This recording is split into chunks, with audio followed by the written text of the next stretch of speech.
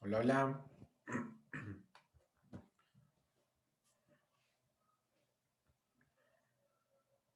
Buenas tardes, Doc.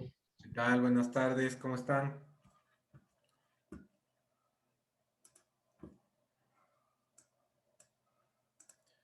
Vamos a empezar. Ahora nos vamos a meter de cabeza en el tema de la glándula tiroides, ¿sí? Como yo sé que ustedes saben bastante de fisiología, que ustedes reúnen los prerequisitos de fisiología, anatomía, embriología. No me voy a extender demasiado en eso. Cuando sea necesario lo vamos a recapitular o a recordar la parte de anatomía, embriología, fisiología, incluso bioquímica, que tiene que ver con la tiroides, porque todo eso es la base de los conocimientos fisiopatológicos y clínicos que tenemos que analizar ahora. Pero vamos a hacer una metodología diferente para este capítulo, este módulo de la glándula tiroides o la patología de la glándula tiroides, y vamos a hacerlo siempre con base a casos clínicos, ¿ok? Y además, en base a esos mismos casos clínicos, se van a discutir luego preguntas que pueden ganar créditos, que pueden ser la base de preguntas para las evaluaciones escritas que vayamos a tener. Siempre casos clínicos que además se amejan o se parecen a cuestiones clínicas reales, ¿sí? Por eso está bueno hacerlo en base así a problemas, ¿no es cierto? Y que ustedes van a aportar respuestas basadas en la evidencia y en los conocimientos básicos que ustedes ya tienen. Entonces, vamos a hacer el gran tema sobre el cual vamos a hablar ahora es hipotiroidismo. Algunas de las cuestiones básicas o previas que ustedes tienen que conocer son la definición de esta enfermedad o la definición de este trastorno, su clasificación, su prevalencia y su incidencia, si es posible, a nivel mundial, latinoamericano y local, a nivel del Ecuador. No hay en todos los casos datos epidemiológicos certeros o ciertos nuestros del Ecuador, pero si fuera posible en literatura internacional rescatar cuáles son los detalles de la epidemiología del hipotiroidismo, eso es válido. Y en el Greenspan tienen alguna información acerca de esto, de la epidemiología del trastorno, del hipotiroidismo. Y luego de estas definiciones generales, incluso demográficas o epidemiológicas, iremos a las etiologías del hipotiroidismo. En este sentido, solamente les voy a decir algo muy general. Si bien pueden existir causas congénitas de hipotiroidismo o causas basadas en alteraciones de la formación de la glándula tiroides o causas basadas en la alteración de la hormonogénesis tiroidea, en la gran mayoría de los casos, el hipotiroidismo se debe a dos de estas causas, o al déficit endémico de yodo o a patología tiroidea autoinmune.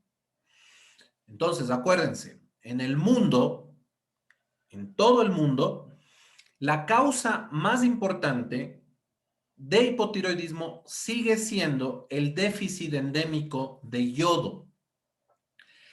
En áreas yodo suficientes, en países como el Ecuador, en áreas urbanas donde consumimos sal yodada, nos consideramos por lo tanto un área yodo suficiente, la causa más importante de hipotiroidismo ya no es el déficit endémico de yodo, sino el espectro que engloba la enfermedad tiroidea autoinmune. ¿Sí?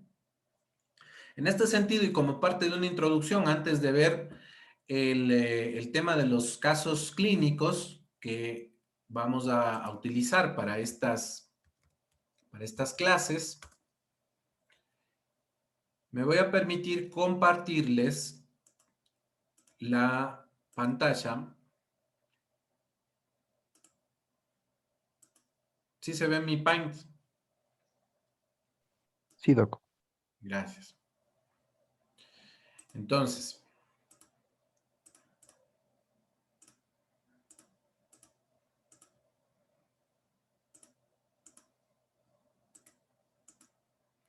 La enfermedad tiroidea autoinmune, y me voy a meter en esto porque es como algo que envuelve o engloba a varios aspectos de la patología tiroidea funcional e incluso estructural. La enfermedad tiroidea autoinmune, le podemos abreviar con estas siglas, enfermedad tiroidea autoinmune. Tiene sinónimos que podrían ser o que son la tiroiditis de Hashimoto, la tiroiditis crónica autoinmune o la tiroiditis linfocitaria crónica. Todo esto es sinónimo. Y si quieren quedarse con un nombre general, enfermedad tiroidea autoinmune. ¿Ya? Esta enfermedad se caracteriza por un patrón histológico con infiltración de células linfocitarias del parénquima tiroideo. Tiene como causa, al igual que otras enfermedades o trastornos inmunitarios, la exposición de antígenos propios al sistema propios de la tiroides a células del sistema inmune que finalmente, por una disfunción intrínseca, terminan generando un reclutamiento y un ataque inmunológico tanto humoral como celular en contra de las células foliculares. Si hablamos de células foliculares, hablamos de los tirocitos, células de la tiroides capaces de captar yodo y de producir en conjunto, alrededor de un folículo tiroideo, de producir hormonas tiroideas. Si el daño es extenso y destructivo sobre la tiroides, finalmente es lógico que se pueda producir hipotiroidismo. Pero no necesariamente el hipotiroidismo es el único elemento de este espectro clínico. Existen personas, abriendo una llave, no sé por qué estoy escribiendo tan chueco, pero voy a tratar de hacerlo mejor. La enfermedad tiroidea autoinmune, como les decía, engloba desde personas que pueden tener hipertiroidismo hasta personas que pueden tener hipotiroidismo, hipertiroidismo e hipotiroidismo. ¿En qué escenario extremo estaría el hipotiroidismo? La glándula tiroides puede estar disminuida de tamaño, ¿sí? Puede ser un bocio, más bien dicho, puede ser una glándula pequeña, con una glándula que no sea palpable, visible, que sea identificable solo por ecografía. Y en este extremo, una disminución de la síntesis de las hormonas tiroideas. O sea, una disminución de la levotiroxina y una disminución de la triiodotironina. ¿Cierto? En el otro extremo, en cambio, totalmente, diametralmente opuesto, podemos tener, ¿cómo estará la glándula tiroides en el otro extremo? Grande. Juan José. Aumenta de tamaño. Aumenta de tamaño, sé que podemos tener un bocio. Y si acá decíamos que puede haber disminución de las hormonas tiroideas, acá más bien podremos ver que hay un aumento, ¿sí?, de la secreción de hormonas tiroideas. ¿Ya? Y por lo tanto, hablaremos de una tirotoxicosis o hipertiroidismo. Esto ya lo vamos a ver más al detalle cuando veamos una clase específica sobre exceso de hormonas tiroideas. ¿Ya? En estos dos extremos podemos tener, entonces, en un lado hipertiroidismo y en el otro lado hipotiroidismo. Y la causa básica de esto sigue siendo la enfermedad tiroidea autoinmune. ¿Ya? En medio tenemos una escala de grises, casos que pueden ser intermedios, pueden ser no necesariamente hipotiroidismo, pero tendencia a hipotiroidismo y, por ejemplo, una glándula con un parénquima heterogéneo difuso, pero novocio, ¿sí?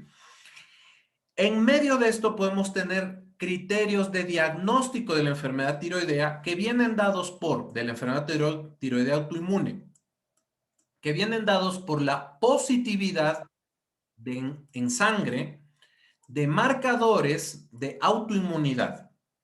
Estos marcadores de autoinmunidad, en general, son anticuerpos de tipo IgG en contra de antígenos específicos de la tiroides. ¿Sí? Entonces, lo que yo les estoy mencionando aquí son anticuerpos de tipo IgG, primero, el primero de ellos, ¿qué significa ATPO? ¿Alguien sabe?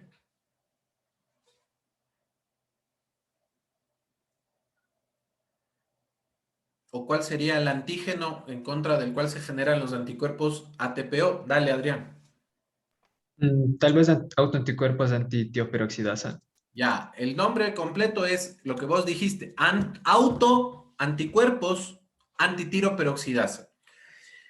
Tiroperoxidasa, que es una enzima específica, como ustedes sabrán, por bioquímica, anatomía o fisiología, más que nada fisiología, la tiroperoxidasa es una enzima específica que se encuentra en la tiroides, que no está en el cerebro, no está en el ojo, no está en la nariz, no está en el páncreas, no está en los pulmones, no está en ningún otro órgano. Por lo tanto, el único tejido que expresa tiroperoxidasa es la tiroides. Por lo tanto, es un antígeno específico de la tiroides. ¿Qué es ATG? ¿A qué le suena ATG? Este. Dale, Adrián. Antitiroglobulina. Ya, muy bien. Y la tiroglobulina es una proteína que forma el armazón de las hormonas tiroideas, ¿sí? Y que se encuentra en la luz de los folículos tiroideos. Entonces, tú tienes tiroglobulina en el pericardio, en la pleura, en el ovario, en el testículo, en el colon, en el ojo, en la nariz, en el cerebro, en la lengua. No hay tiroglobulina en otros tejidos que no sean la tiroides. Por lo tanto, es otro antígeno específico. ¿Ya? ¿Y qué les surge o qué les sugiere los TRAB? Dale, Solange. Esos eran los anticuerpos antirreceptores de la TSH. Ya. Te hago una pregunta, Solange. Ojo que esta puede ser pregunta con trampa. Escucha. ¿En algún otro lugar que no sea la tiroides tienes receptores para TSH? Si no estoy equivocada, me parece que en, en la, en la glándula, a ver, no, creo que me confundí, no, no sé si la verdad. Es que me parece ¿Qué que es lo había leído que lógico? ¿Qué es lo lógico? Si yo te acabo de explicar del ATPO específico de la tiroides. sí, Antitiroglobulina, la tiroglobulina es específica de la tiroides. Y el receptor de TSH, ¿dónde más va a haber? sí, no, es que me confundí con otra que, sí, sí. ¿Dónde, en qué otro órgano tenemos receptores para TSH que no sea la tiroides? No, sería específico solo para tiroides. Vos dices que en ningún otro órgano hay receptores para TSH. Mm, sí, o Ya, sea, chévere. Todo bien, muy bien, segura, sí. Te dije que era una pregunta con trampa. Soy muy malo, perdóname. Sí hay tejido, ya, un tejido o tejidos en donde puede haber receptores para TSH, pero no está claro el origen o la necesidad evolutiva de que haya receptores para TSH, porque esos otros tejidos no sintetizan hormonas tiroideas. Los fibroblastos que se ubican a nivel del intersticio del tejido retroocular, detrás de los ojos, en las órbitas, donde hay músculos y grasa, ahí hay fibroblastos que pueden expresar receptores para TSH, pero no está muy claro evolutivamente por qué existen a esa altura, en ese tejido, receptores para TSH, porque los receptores para TSH tienen que estar en la tiroides, porque la hormona TSH, ¿para qué existe? Para estimular a los folículos tiroideos a sintetizar hormonas tiroideas. Entonces, no se sabe bien, no se ha dilucidado a profundidad, claramente, por qué hay receptores para TSH en los fibroblastos del tejido retroocular. No se sabe bien por qué. ¿Sí? Pero es una excepción a la regla. En general, los anticuerpos antitiroideos son específicos contra antígenos que solo están en la tiroides. Sí, Solange. Ahora, escúchame, escuchen todos. ¿Por qué yo les estoy diciendo esto? Porque todos estos serían, en todo caso, a pesar de la excepción que acabamos de mencionar, marcadores de la enfermedad tiroidea autoinmune que se pueden detectar ¿en dónde? En sangre, ¿sí? En sangre. ¿Hay otras maneras de diagnosticar enfermedad tiroidea autoinmune que sepan ustedes, cualquiera de ustedes?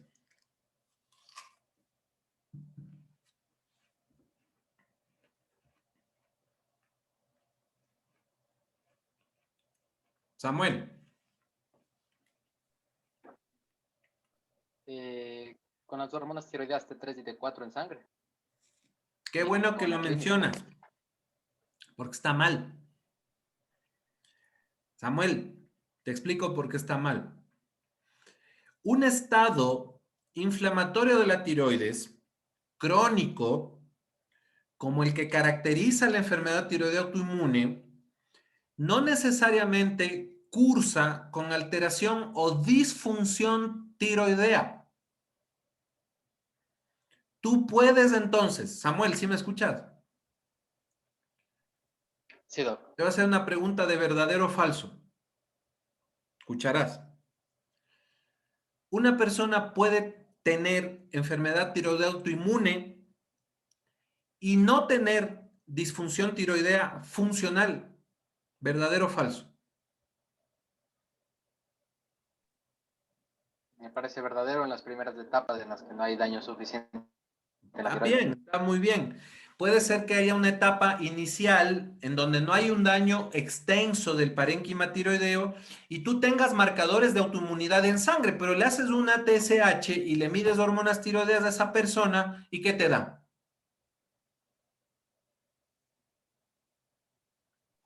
Normal. Te da normal, claro. Entonces, pues está muy bien lo que acabas de decir. No se diagnostica enfermedad tiroidea autoinmune con hormonas tiroideas. Eso no existe, ¿sí? Así que olvídate de eso que dijiste porque no es correcto desde el punto de vista amplio que estamos abordando ahorita. Los marcadores sí te sirven, los anticuerpos, para decir si una persona tiene enfermedad tiroidea autoinmune o no. Ahora, vamos al contrario. ¿Tú cómo diagnosticas, Samuel, hipotiroidismo? Solo con TSH que se encuentra elevado. Claro, hipotiroidismo primario no te hace falta ni siquiera T4 ni T3. Con TSH sola, si está alta, ya tienes hipotiroidismo. Y suponte que te da, vos tienes un perfil tiroideo, acá yo te voy a poner, mira el dibujito. Vos tienes una, vamos a hacer esto más grande para que se vea chévere. Vos tienes anticuerpos antitiroperoxidasa, que lo normal es que estén por debajo de, espérame, que lo normal es que estén por debajo de 35 unidades por mililitro.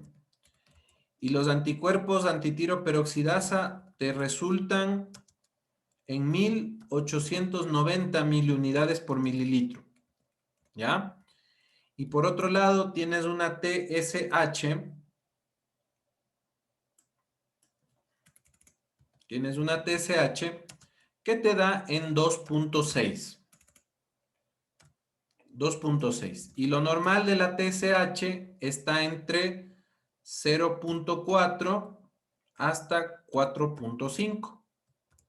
Ya. Con esos parámetros de laboratorio, ¿cuál es el diagnóstico que vos pensarías? Samuel. Bueno, no sé qué tan específica sea la ATPO en sangre, pero con eso yo diría que tiene una enfermedad autoinmune. ¿De qué? De De la la tiroides. la tiroperoxidasa. Ya, entonces con eso vos puedes diagnosticar tiroides de Hashimoto, enfermedad tiroidea autoinmune y tiroiditis linfocitaria crónica. Chao. ¿Sí o no? Ahora, ¿la TSH cómo está?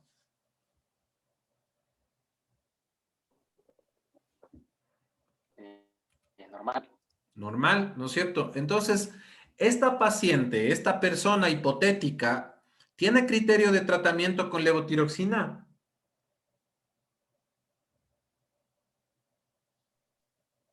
Aún no, porque puede alterar el eje hipotalámico hipofisitario tiroides. Entonces, no se trata la enfermedad tiroidea autoinmune con hormonas tiroideas, porque una persona puede tener franca alteración de los anticuerpos antitiroideos, pero estar completamente normal en lo funcional. Y a pesar de que esto les suene raro, porque yo sé que ustedes son muy inteligentes, les está diciendo algo que es lógico. Porque uno trata con levotiroxina, si a uno le falta hormona tiroidea en el marco de hipotiroidismo. Y uno no trata los anticuerpos antitiroideos. Uno lo que trata es el hipotiroidismo. Pero a ustedes se les suena muy lógico a ustedes, pues son muy inteligentes, tienen buenas bases fisiopatológicas, etcétera. Pero lamentablemente hay médicos generales y hasta médicos especialistas, no vamos a decir de qué especialidades, que piensan que cuando una persona tiene anticuerpos positivos, a pesar de que esté normal la TSH, hay que darle levotiroxina. Está mal. Le estás dando un exceso de hormonas nocivo a esa persona. La disfunción tiroidea autoinmune implica la presencia de anticuerpos IgG en sangre de la persona. ¿Qué característica tienen los anticuerpos IgG? Que me pueden mencionar ahora. Que sea clínicamente relevante. Tú ves anticuerpos IgG para toxoplasmosis. Tú ves anticuerpos IgG para COVID-19. ¿Y qué significan esos anticuerpos IgG? Cualquiera, dígame. Son los de, doctor, son anticuerpos de memoria que se van a quedar, eh, según estudios, o sea, mucho más tiempo, si es que no llegan otra vez a tener ese estímulo. Muy bien, son anticuerpos de memoria que se quedan a largo plazo con la persona. Y vos te pudiste haber pescado el COVID-19 hace un año. O la toxoplasmosis en el caso de una mujer a la que le están haciendo exámenes porque se quedó embarazada hace 10 años. Y esos anticuerpos no representan un compromiso activo, sino un compromiso crónico o de mucho tiempo antes, en donde la memoria inmunológica activó la producción de esos anticuerpos a largo plazo. Luego entonces, la evidencia de estos anticuerpos IgG, tanto ATPO como ATG, como TRAB que estamos mencionando, no es de un proceso actual, sino de un proceso autoinmune antiguo, previo. La enfermedad tiroidea autoinmune es una condición la mayoría de veces crónica. Hay excepciones donde se puede presentar en forma aguda, pero ustedes no van a tratar los anticuerpos con levotiroxina. ¿Qué es lo que van a tratar, Pablo?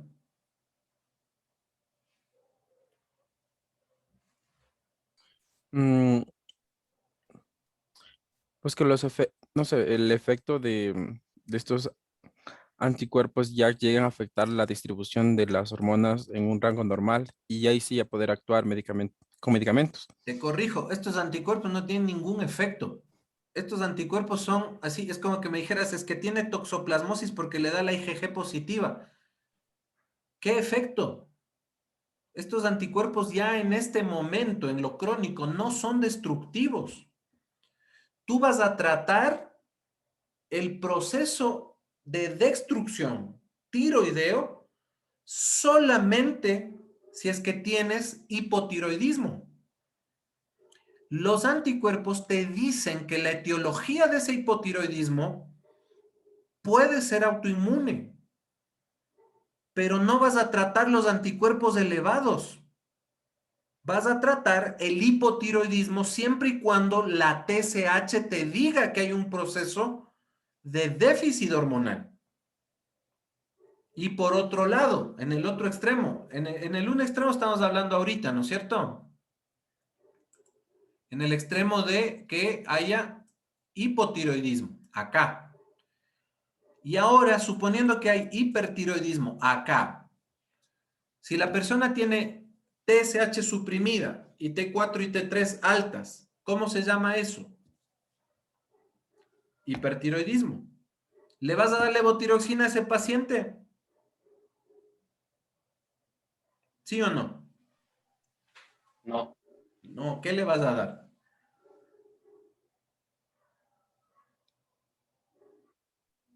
yo 231. Le vas a dar cualquier cosa, porque todavía no hemos entrado en eso, pero le vas a dar cualquier cosa que frene o incluso destruya el parénquima tiroideo. Pero supongamos que esa persona tiene anticuerpos anti-TRAB, lo normal es entre 1 y 5 y tiene 50. ¿Vas a tratar los anticuerpos? No, no vas a tratar los anticuerpos. Los anticuerpos te dicen que hay un proceso fisiopatológico autoinmune, pero lo que vas a tratar en realidad es el exceso hormonal, en el caso de hipertiroidismo, o el déficit hormonal, en el caso de hipotiroidismo. ¿Qué entonces marcan los anticuerpos? Marcan diagnóstico de autoinmunidad, pero no marcan diagnóstico de trastorno funcional. Eso es súper importante que ustedes lo sepan ahorita, ¿ya? Doc, perdón.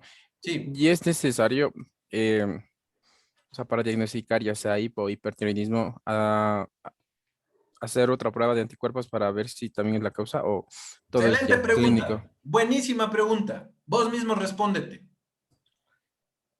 O sea, si estamos dudando o para ver la etiología, sí necesitaríamos saber para descartar si esto puede ser autoinmune o no. Solamente para saber si es autoinmune. Pero para saber si es hipotiroidismo o hipertiroidismo, ¿necesitas hacer los anticuerpos, sí o no? No, no, eso no. O sea, solo para saber si es autoinmune. Pero eso digo, es necesario en el, o se hace de rutina estos anticuerpos después de ya diagnosticar hiper o hipo. No debería. A menos Ah, que el hecho de saber si es que es autoinmune o no te genere algún beneficio en cuanto a el tratamiento o el pronóstico de la enfermedad. Si es ok. hipotiroidismo y estás haciendo una investigación donde tú quieras saber cuál es la etiología en un grupo de personas del hipotiroidismo, por ejemplo, en mujeres embarazadas, bajo un protocolo de investigación, y quieres saber cuál es la prevalencia de autoinmunidad en ese grupo, autoinmunidad contra la tiroides, pide anticuerpos. En las mujeres embarazadas, el hecho de tener anticuerpos o no te puede ayudar a predecir el riesgo de hipotiroidismo a futuro, en el tiempo. No a definir el criterio de sí o no tratamiento con levotiroxina. Eso se ve con los niveles de TSH, pero te puede ayudar a pronosticar la progresión a hipotiroidismo, la posibilidad de progresión a hipotiroidismo. Ahí sí podrías necesitar hacer anticuerpos. En general, entonces, en la evaluación de patología tiroidea funcional, ¿se necesita como rutina medir anticuerpos antitiroideos? La respuesta es categórica. No, no se miden anticuerpos. Ahora, si el pronóstico en casos muy puntuales de la enfermedad tiroidea funcional puede cambiar dependiendo de si tiene anticuerpos positivos o no, o del título de esos anticuerpos, ahí se podría medir.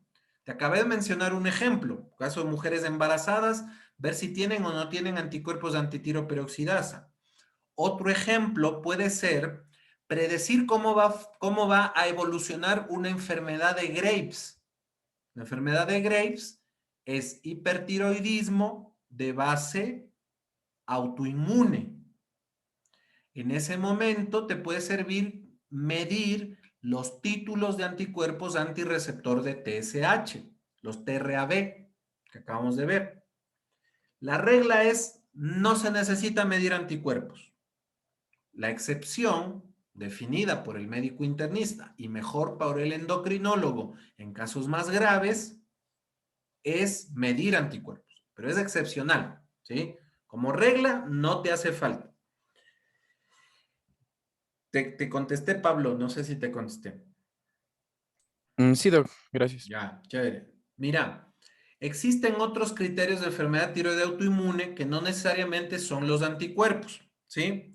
¿Qué otros hallazgos pueden justificar el diagnóstico de enfermedad tiroidea autoinmune? ¿Qué otros hallazgos te pueden hacer sospechar que esa persona tenga enfermedad tiroidea autoinmune? Además de los anticuerpos.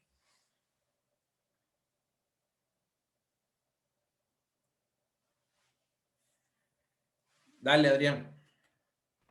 Tal vez que ya tenga alguna enfermedad autoinmune ya establecida.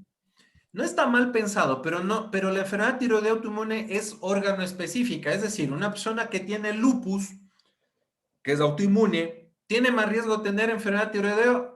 Sí, sí tiene más riesgo, pero no la va a tener sí o sí. ¿Ya?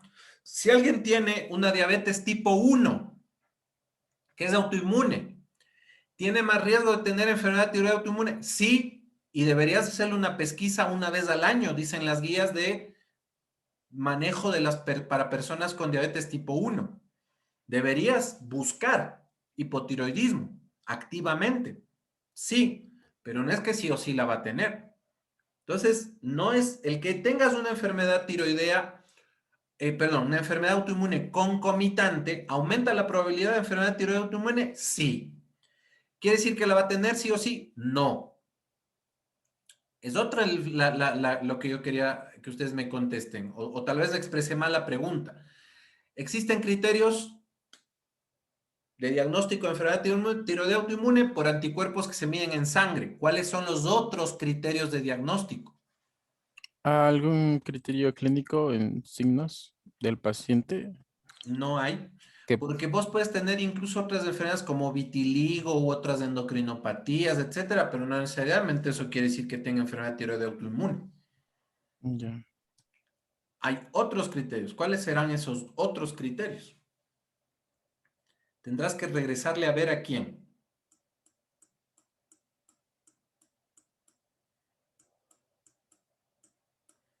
A la tiroides. ¿Cuáles son esos otros criterios de enfermedad tiroidea autoinmune? ¿Cuáles son? Adrián, dale.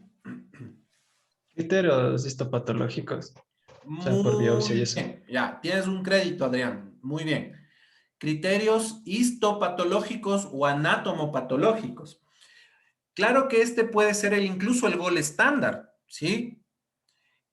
Ahora, algo que usted está bueno que aprendan como médicos que se están formando, el gold estándar, o sea, lo que te dice el diagnóstico de forma más certera, no necesariamente es el diagnóstico más práctico en la medicina habitual, ¿sí? Si tú le sacas una tiroides a una persona y ahí haces un estudio anatomopatológico, si hay infiltración linfocitaria, luego va a tener enfermedad tiroidea autoinmune. Pero le tienes que hacer una biopsia de la tiroides a todas las personas a quienes quieras diagnosticar la enfermedad tiroidea autoinmune, ¿sí o no? No le sacas la tiroides a todas las personas. Ahora, ¿es un criterio lo que acaba de decir Adrián? Sí, sí es un criterio.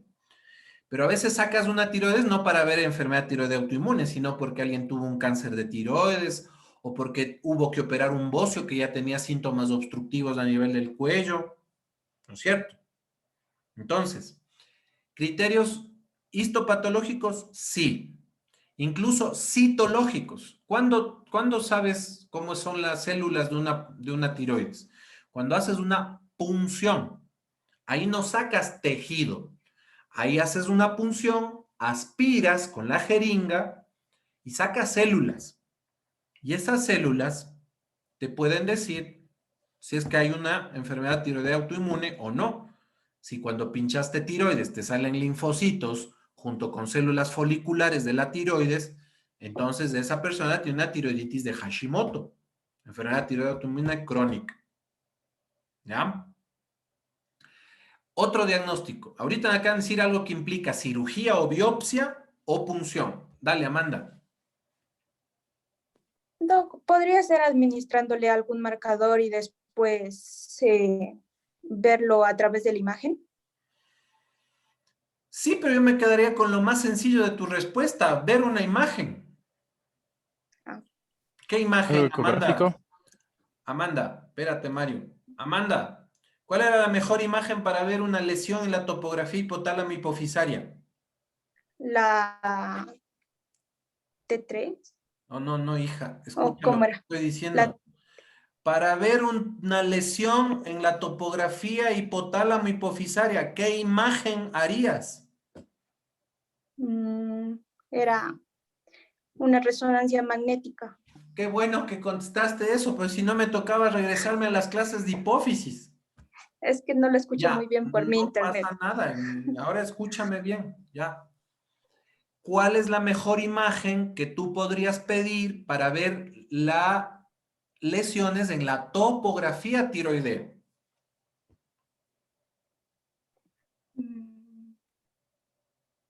La topografía tiroidea. En la tiroides. No te hagas lío.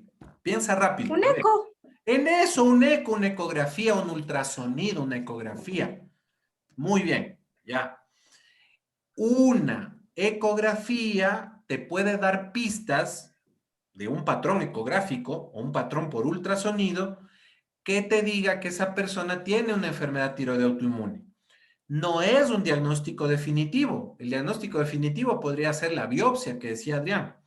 Pero Amanda, una ecografía sí es opción. Entonces aquí tendrías en esta llave, criterios diagnósticos serían los anticuerpos, que ya dijimos, ¿no es cierto? La otra, una ecografía, voy a poner US por ultrasonido. Y la última, citología o biopsia.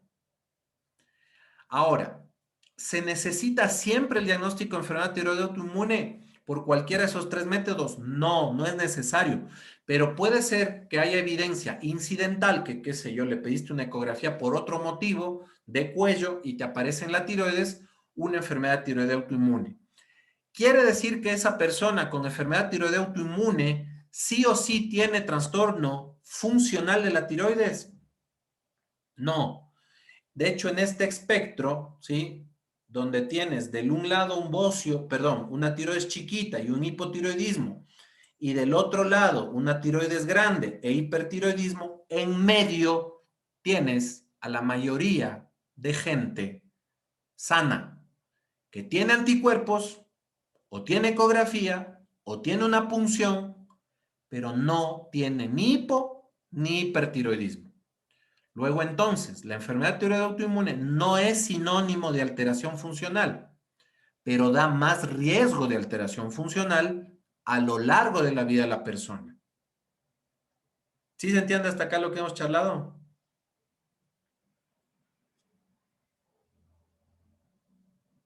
Sí, doc. Ya. Sí, doc. ¿Dudas, preguntas?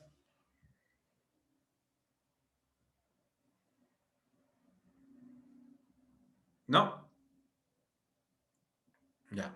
Entonces vamos a ir con el primer caso clínico. Les voy a dar 10 minutos para que lo reflexionen y me respondan a las preguntas en función del caso clínico que yo les voy a contar. ¿Ya? Prerequisitos, ya saben, anatomía, fisiología, embriología, todo lo que ya saben de los semestres anteriores, y ahora vamos a hacer un caso. Paciente mujer. Anótenselo si quieren o si tienen muy buena memoria, no hay problema. Paciente mujer de 18 años. No, de 18, de 28 años. Paciente mujer de 28 años, profesión contadora, hacen un chequeo general de medicina ocupacional, en donde le solicitan un perfil tiroideo. Tiene una TSH, rango normal entre 0,27 y 4,5, y la paciente tiene una TSH de 6 y una T4 libre normal. La paciente mantiene anticoncepción hormonal, no tiene deseos de embarazar, se encuentra asintomática, todo fue un hallazgo incidental, el resto del laboratorio es normal y no toma, además de los anticonceptivos, otros medicamentos. Entre sus antecedentes familiares figura una mamá, su mamá y una prima, del lado de una tía materna, una prima y la mamá que tienen hipotiroidismo y están bajo tratamiento.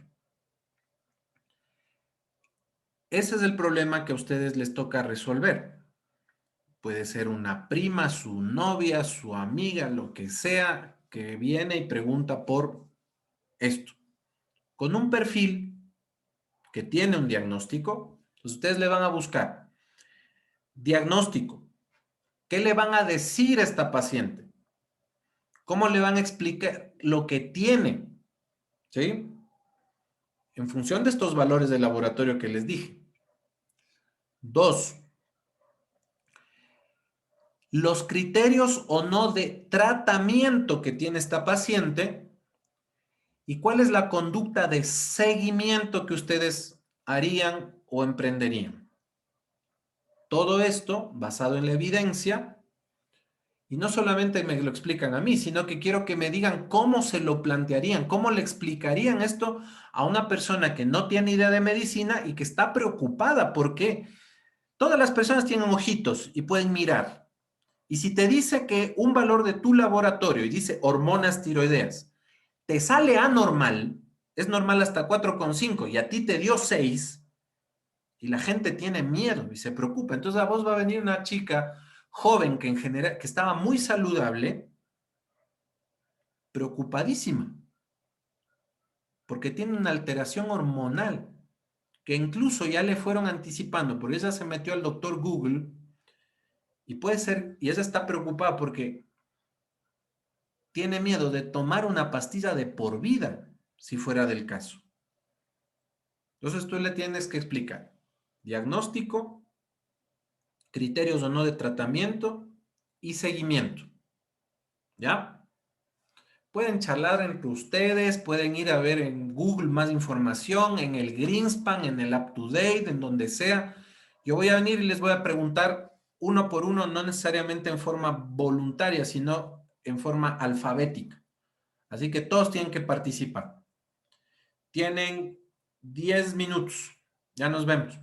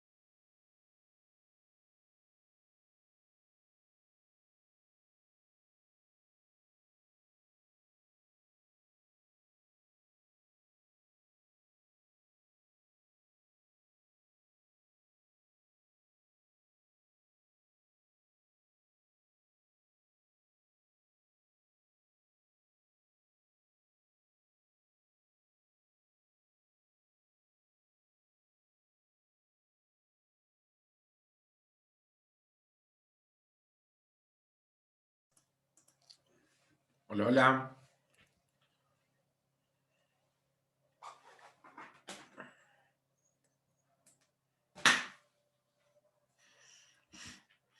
¿Están listos? Sí, doctor. Ah, chévere. A ver. Catherine Cachimuel. Presente, doctor. Hola. Entonces te pregunta esta paciente a ti y ¿qué le contestarías? Que la primera de cómo le explico que tiene- No sé si se corta porque tu internet o el mío están mal. Pero No, no no te se le oigo. escucha, Doc. A mí se me escucha. Es el internet de la compañera, Ajá, doctor. usted sí. A la compañera no se le escucha. Ay, ay, ay. eh, Catherine, ahí, ahí se me escucha bien. sí, ahora sí. Sí, ya. Sí, eso le decía, doctor. ¿Cómo le explicaría a la paciente qué es lo que tiene en relación a lo que me mandó? Sí, Ya. Entonces, bueno, basándonos en los datos que nos proporcionó la paciente de que tiene una TSH elevada y los niveles de T4 están normales, bueno, se trataría de un hipotiroidismo leve. Em, pero antes de que se la armara por los antecedentes que tiene en cuanto a su familia, creo que también sería de descartar otras causas de hipotiroidismo, porque, bueno, de acuerdo al libro de Greenspan, hay otras causas, por ejemplo, decía la ingestión excesiva de ioduros o deficiencia de ioduros o alguna utilización de fármacos. Entonces, creo que primero sería descartar esas otras opciones para encaminarnos hacia que tiene hipotiroidismo em, que está relacionado con la enfermedad de su familia. Bueno, creo que es el primer doctor. ya. Entonces la paciente, yo pienso que tú le dices es un hipotiroidismo leve y ese ya es un diagnóstico, ¿no es cierto? Tú le acabas de mencionar que podría o no tener que ver con algunos hábitos nocivos, pero ventajosamente ella no toma medicación de ningún tipo, no, por su trabajo vive acá en Quito, en una área urbana, no está expuesta a vociógenos o a ioduros, como tú decías, de forma química o ambiental o por alimentación que puedan entorpecer su tiroides. Sabemos que la etiología más común del hipotiroidismo en una persona que vive en un área urbana y se alimenta saludablemente la mayoría del tiempo, ¿cuál puede ser, Catherine? Mm, de la que hablábamos era la enfermedad tiroidea autoinmune. Ya, nosotros ya nos quedó bastante, bastante firme en nuestras mentes, es la verdad, es la etiología más común. Y si su mamá y sus primas tienen hipotiroidismo, ella como mujer tiene más tendencia a tener hipotiroidismo, más que los varones de la misma edad y de las mismas características. ¿Tú sabes por qué es eso? Las mujeres tienen más riesgo de tener enfermedad tiroidea funcional y también estructural de la tiroides. ¿Sabías de eso, Catherine?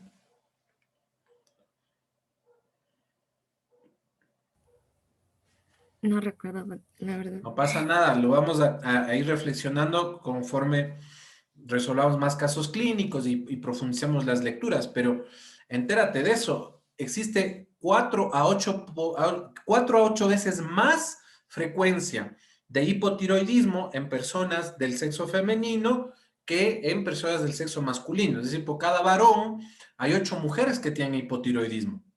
Es más frecuente. Parece interesantísimo.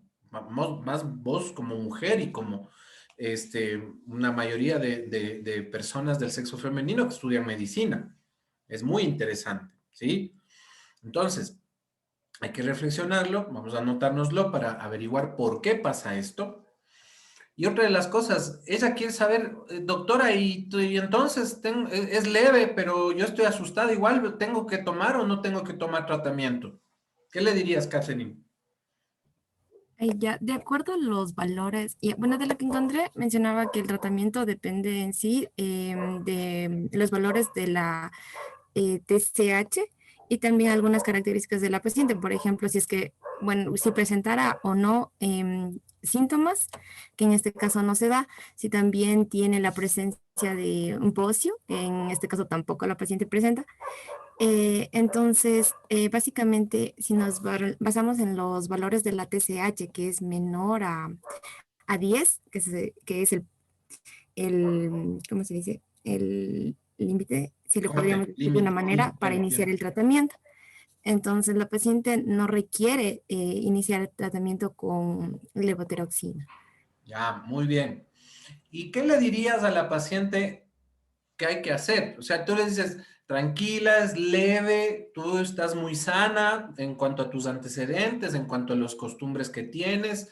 No parecería que es necesario tratarte. De hecho, la literatura dice que solamente con más de 10, un hipotiroidismo leve o subclínico se trata sí o sí.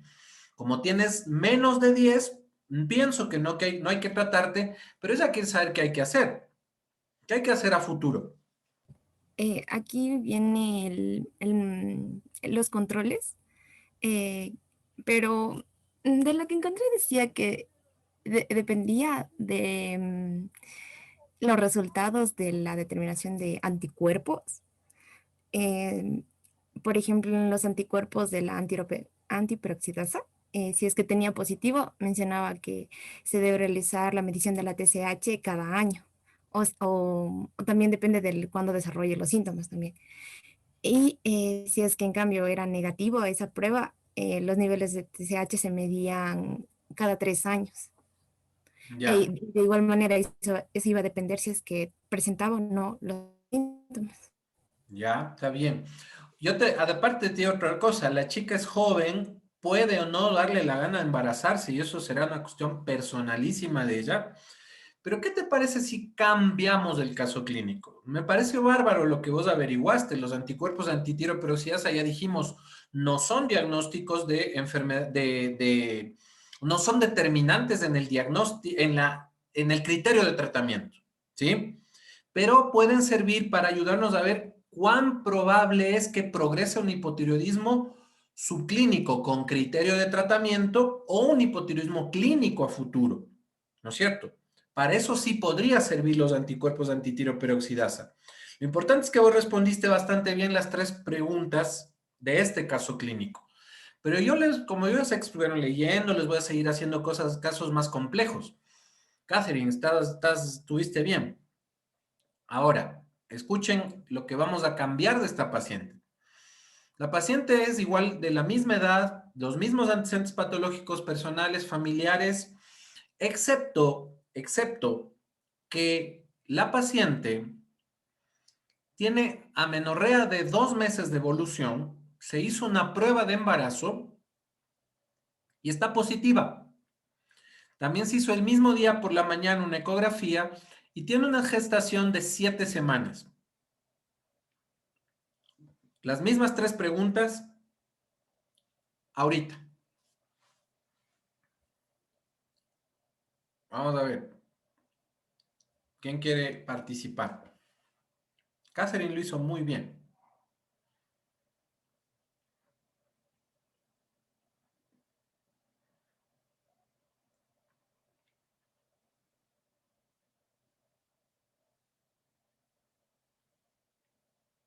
Catherine, tienes un crédito, por cierto.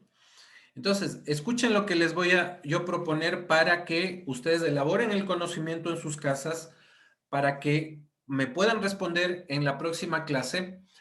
Es la misma paciente joven. La diferencia es que está cursando en el primer trimestre de un embarazo. Aparentemente no fue planificado. La paciente estaba bajo tratamiento con anticonceptivos, pues los anticonceptivos pueden fallar, no son infalibles. Se encuentra en la 7ª, 8ª semana de gestación.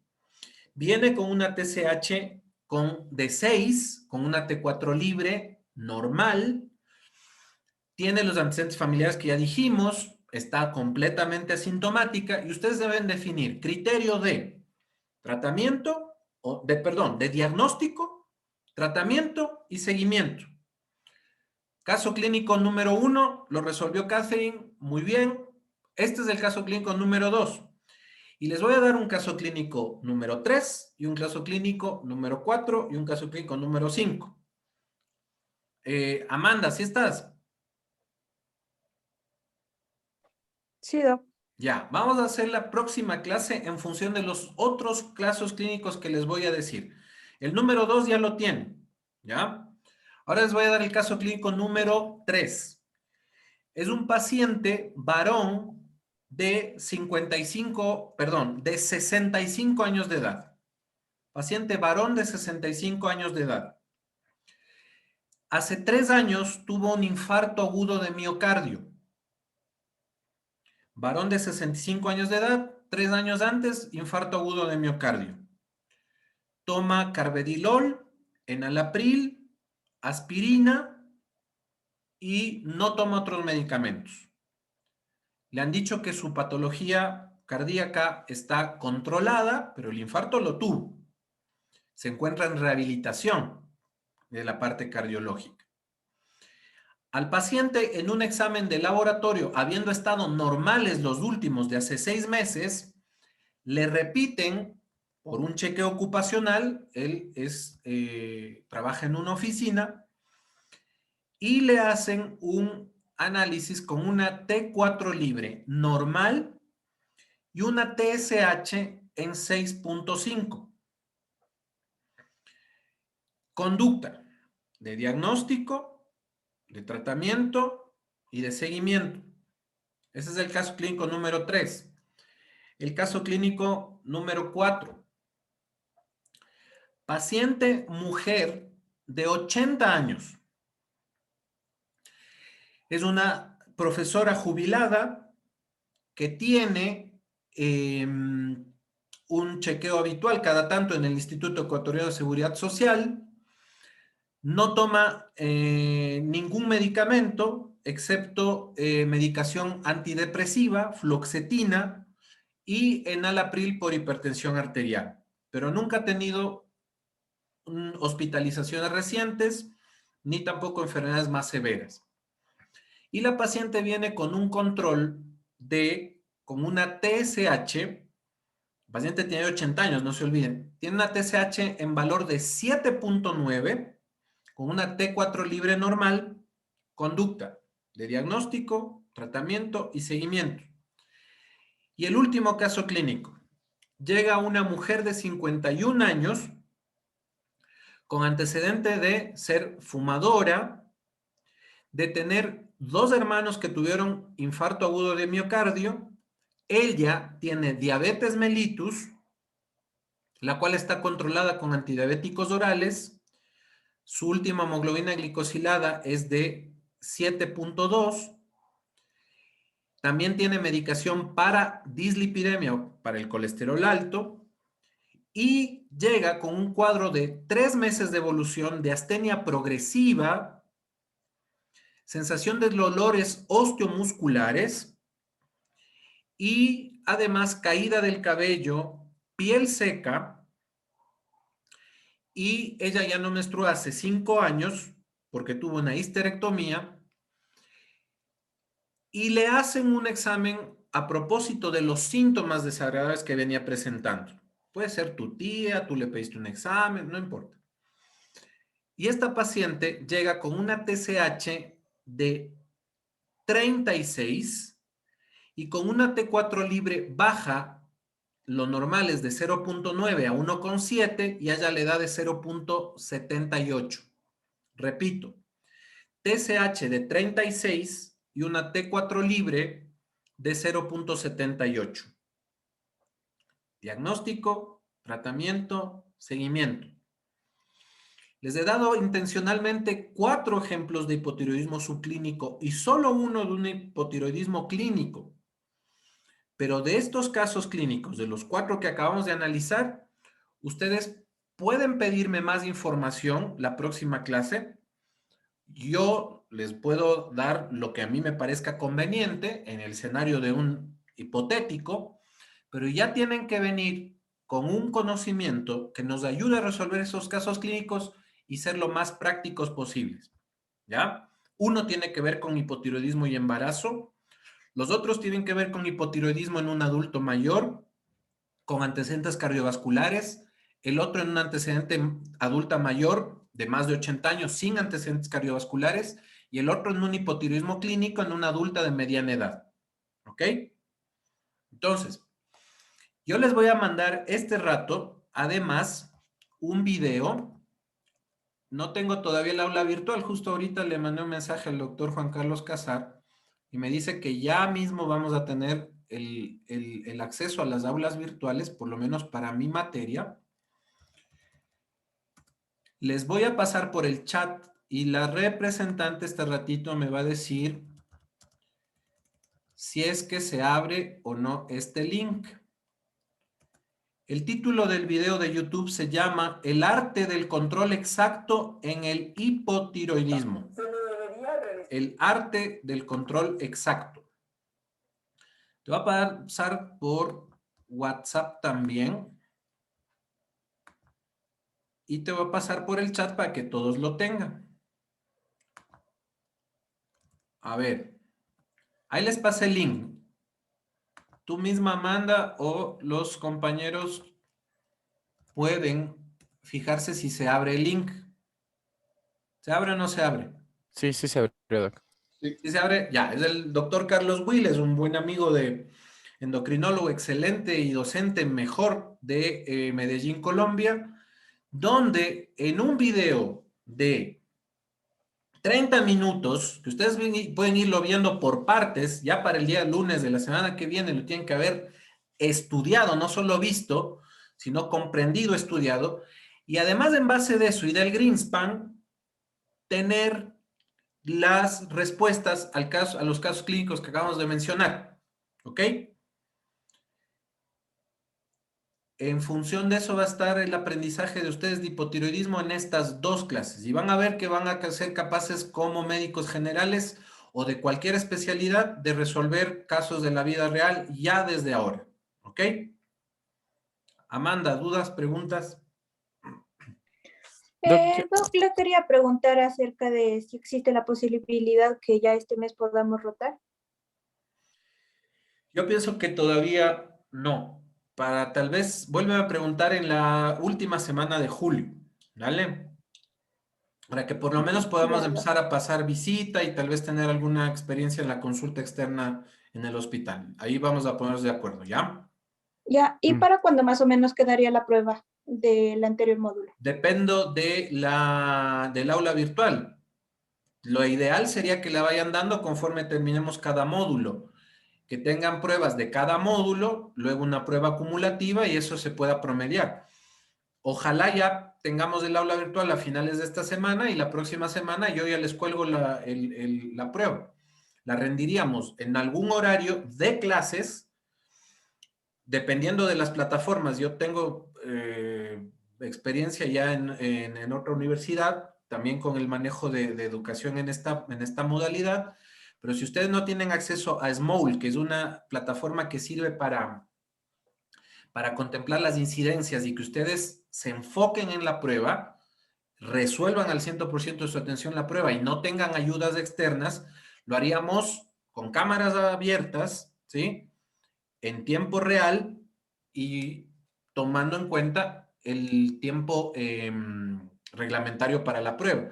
Son 10 preguntas, pónganle a 2 minutos por pregunta, 20 minutos en total. La forma la podemos definir hasta democráticamente. Todavía no lo vamos a definir, pero necesito sí o sí el aula virtual en Moodle. ¿Ustedes tienen aulas virtuales en Moodle para otras materias?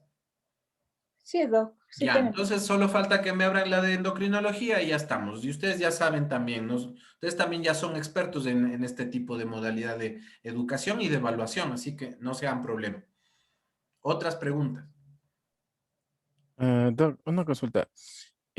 Para los exámenes de laboratorio, para el perfil tiroideo, ¿Hay alguna indicación para la toma de exámenes, como para cuando estábamos viendo lo del cortisol, de estar tranquilos del día anterior? ¿En esta no No, influye nada de esto? Porque vi que los medicamentos sí, no, o sea, el historial de medicamentos y otras patologías sí, pero en actividad física, el estrés, nada de eso no influye en esto. no, me parece muy buena pregunta, muy pertinente. En la TSH, te puedo adelantar que es como un detector de mentiras, es decir, no te evalúa solamente lo que está pasando ese día con las hormonas tiroideas. La TSH, fruto de la sensibilidad del sensor hipotálamo hipofisario a las hormonas tiroideas circulantes, te dice qué pasa desde el día que te sacan sangre hacia 60 o 90 días atrás. Es decir, te dice cómo está el pool de hormonas de tu tiroides en tu cuerpo en los 3 meses anteriores. Por eso la TSH es lo mejor para hacer una pesquisa inicial de alteraciones funcionales. Entonces, lo que hagas esa mañana que te saca sangre no influencia sobre la TSH en forma abrupta. Para otras hormonas sí, para el cortisol, para la prolactina, viste que ya lo hemos mencionado, ¿no es cierto? La TSH, en cambio, no, está en función de lo que haya pasado en los 3 meses anteriores, por lo menos en las 4 a 6 semanas anteriores, no en lo que pasa ese día. Por lo tanto, si bien se hace a la mañana, entre 7 y 9 de la mañana y en ayunas, no hay muchas más precauciones. Cuando se mide T4 libre, en general se les solicita a los pacientes que ya están bajo tratamiento que no tomen la medicación ese día por la mañana y que la tomen después de sacarse sangre. Pero nada más. No hay condiciones preanalíticas, se llaman, especiales para el dosaje de hormonas tiroideas. Doc, Ah, y otra pregunta. Cuando ya tenemos los resultados de la analítica, o sea, ¿qué criterios hay para volver a repetir los exámenes por alguna duda, algún error de laboratorio, algo? Por, por, pues yo le cuento porque, o sea, me pasó a mí no. Me midieron una TSH y me salió un nivel de 20 y bueno, yo trabajaba en las noches, toda la velada y al día siguiente me hice la prueba, ¿no? Y me dijo, mi médico me dijo, no, descansa, tómate una semana después y anda tranquilo. O sea, y al siguiente me hice en otro laboratorio y cambió en rangos normales. en Entonces, eso debió haber no, yo por mediado eso preguntaba. mal dosaje de laboratorio y no que vos hayas incurrido en estar estresado porque, insisto, la TSH no dice lo que te pasó esa mañana o la noche anterior. La TSH dice lo que te vino pasando con tus hormonas tiroideas las 6 a 12 semanas anteriores.